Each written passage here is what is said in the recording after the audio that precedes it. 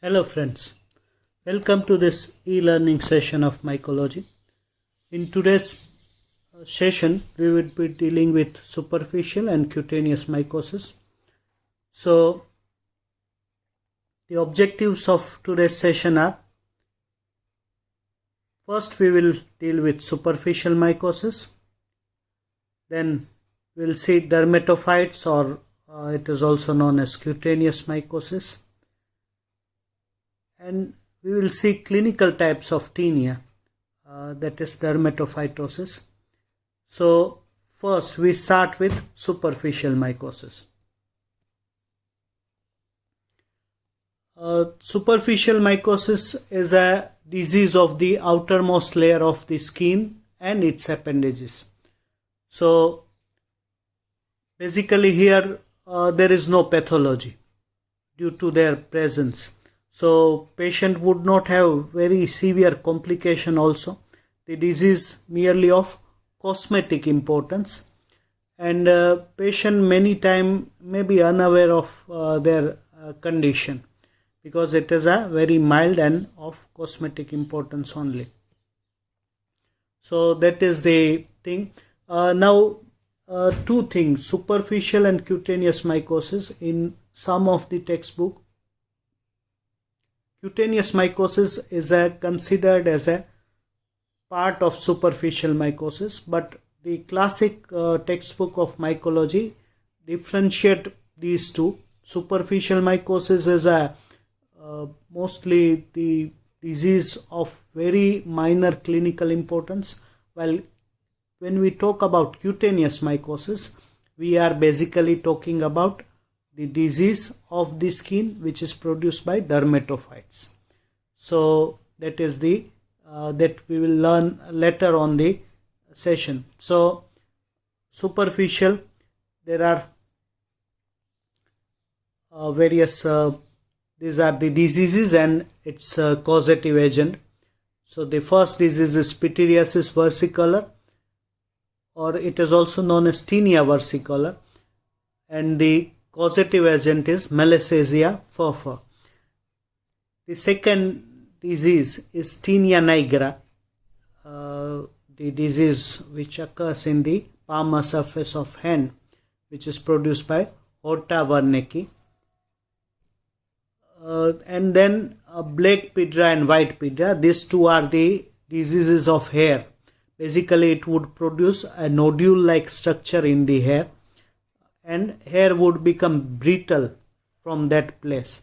So, and these diseases are very common in the community, but people are not aware of that situation because they are not causing much of the problem.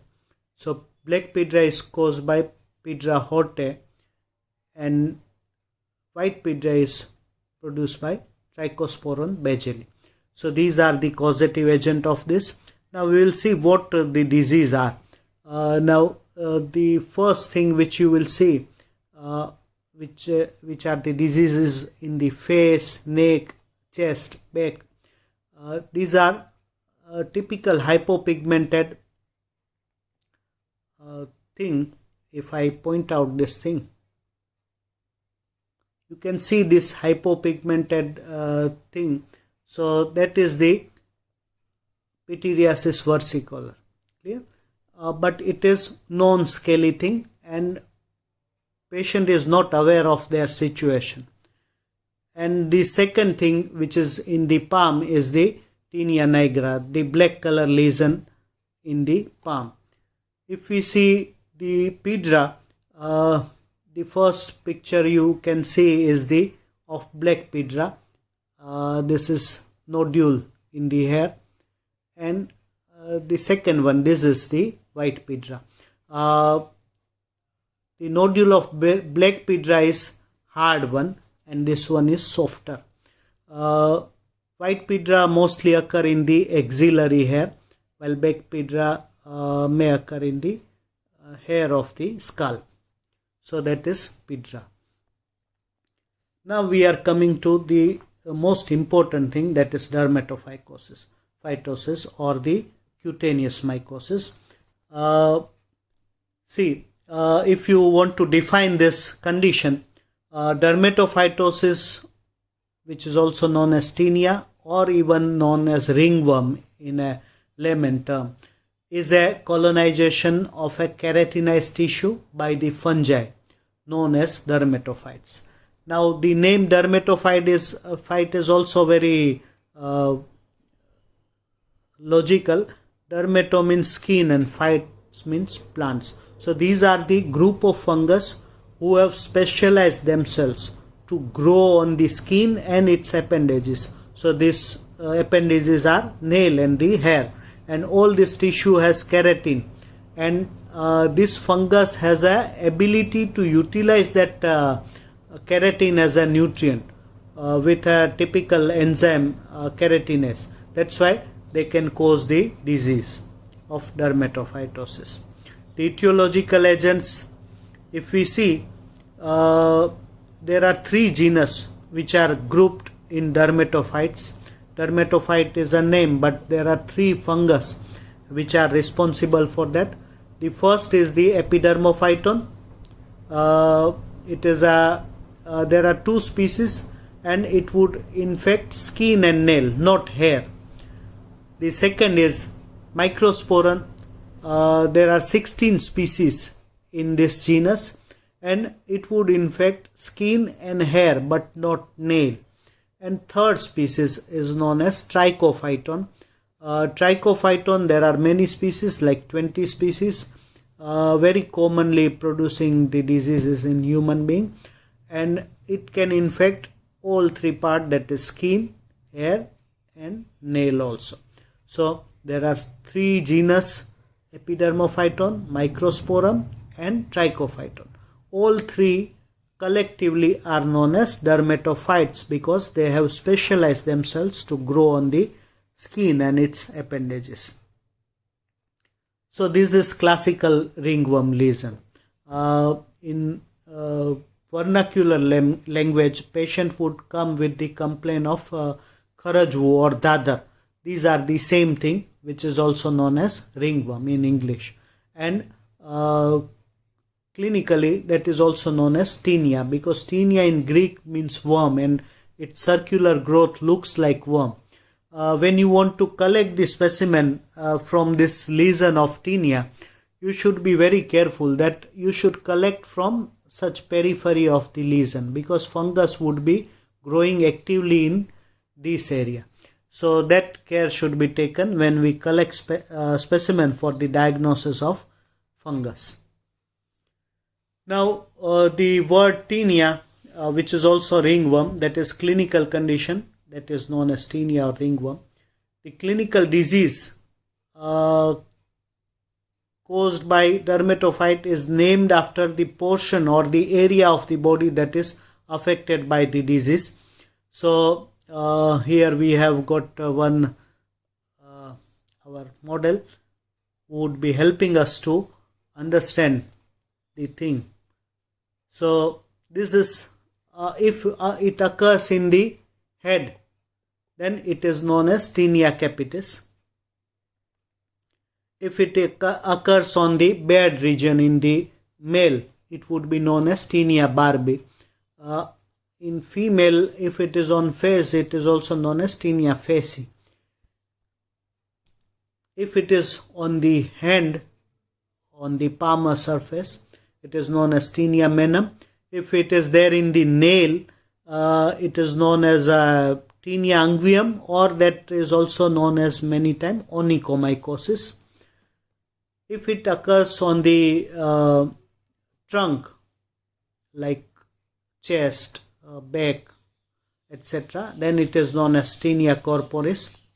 When it occurs in the groin region, in the inner thigh and all that, then it is known as tinea cruris. And if it occurs in the foot, then it would be known as tinea pedis. So this is the clinical name of the disease, and that, as I told earlier, it is named after the area of the body which is infected. Tinea would remain common because it is a ringworm, and then based on the area of the body which is infected, we will give the name.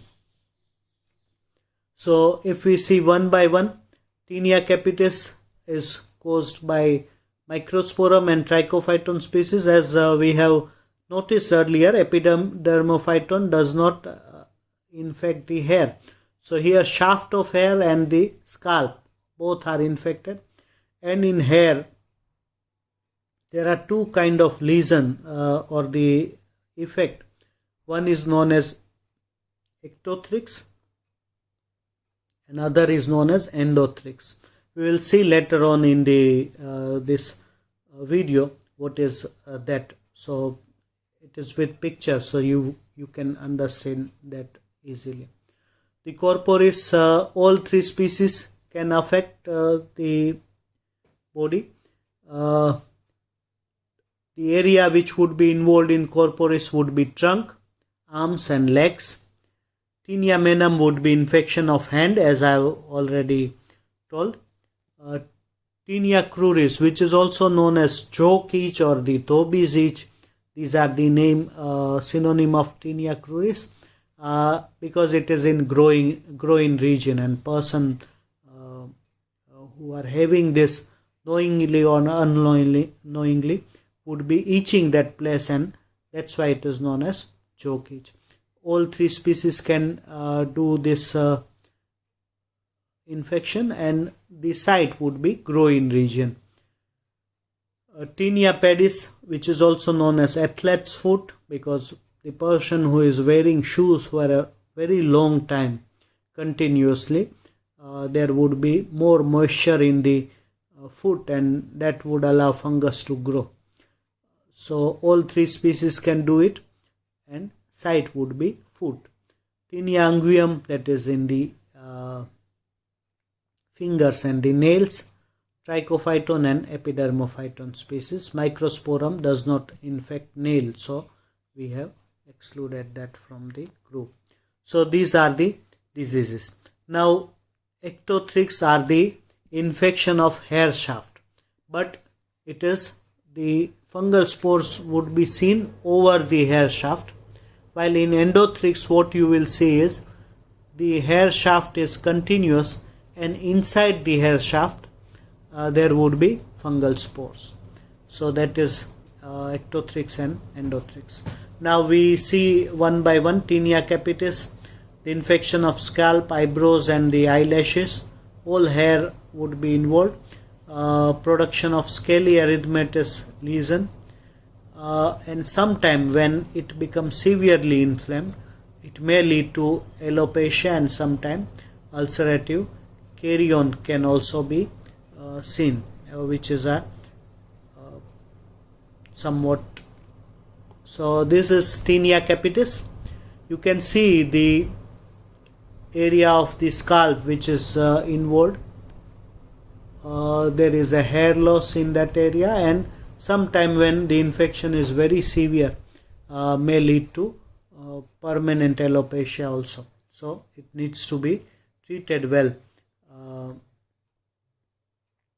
Taenia barbae of the beard region, infection of beard area, most common in the rural area, especially when person shares the razor and the blade.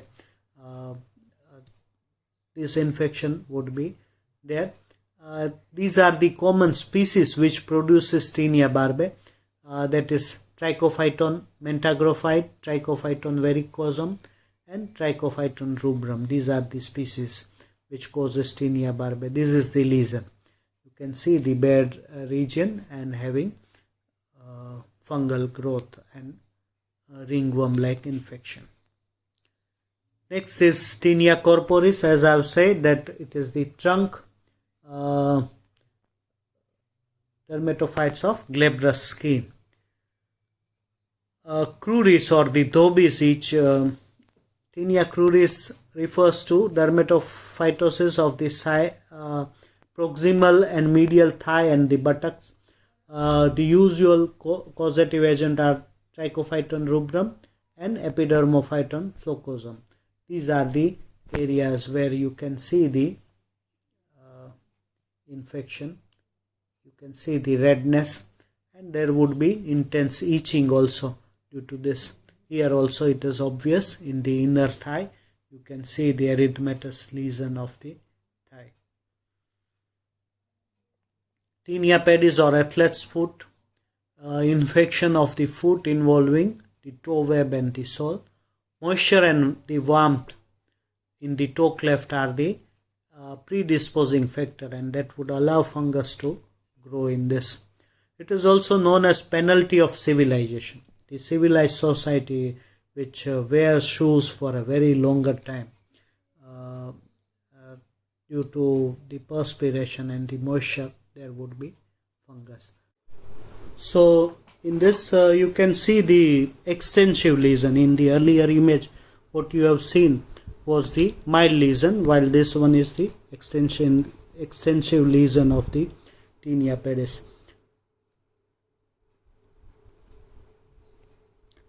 Tinea unguium and the onychomycosis. Onychomycosis is a general term. When we say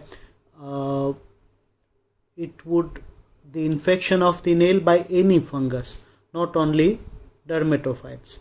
It would include the dermatophytes as well as other fungus also. While when we see Tinea unguium, we are sure that it is due to dermatophyte.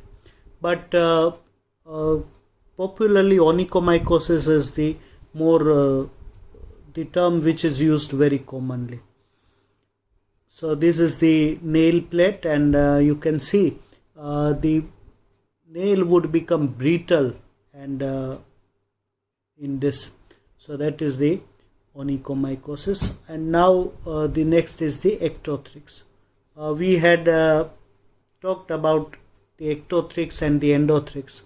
Now you can see these are the fungal spores, and this is the hair shaft.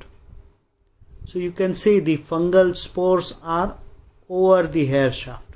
They are not the part of the hair shaft. While in the endothrix you can see that this is the hair shaft, and it is literally filled with plenty of fungal spores. That's why this is known as endothrix. So that is the difference. Otherwise both are basically the infection of the hair by the fungus. Many times clinically it is diagnosed by the wood slem. When in dermatology clinic, when person is having infection of the skull, you expose the hair to the wood slem, and the infected hair would fluoresce. You can see these are the normal hair which would have no color, but there are some hairs which is giving back the fluorescent light, and that shows that these hair are infected with the fungus. So that is the clinical diagnosis. You can pluck that hair and they see it in microscope. We will have next session of the laboratory diagnosis of the dermatophyte. In that we will discuss it further. So with this we finish today's lecture. In the summary, you must be knowing that dermatophyte is a very important topic of the mycology, and exam point of view also, the mycology hardly has 5 to 6 topics, and of which 2 topics are usually asked. So it is very important. You can have a better chances of getting marks in the exam when you prepare the mycology topics very well, and of which dermatophyte is most important. In the next lecture we will be dealing with the laboratory diagnosis of dermatophyte. So when you have a short note of mycology or the dermatophyte, if it is not written lab diagnosis, you are supposed to write both. What we have discussed today, all the 3 species of the dermatophytes, that is epidermophyton, microsporum and trichophyton, various clinical types of the dermatophytes, and lab diagnosis also. If only lab diagnosis is asked, you are supposed to write lab diagnosis only. So with this, we finish today's lecture. Thank you very much, and feel free to contact for any queries. Thank you.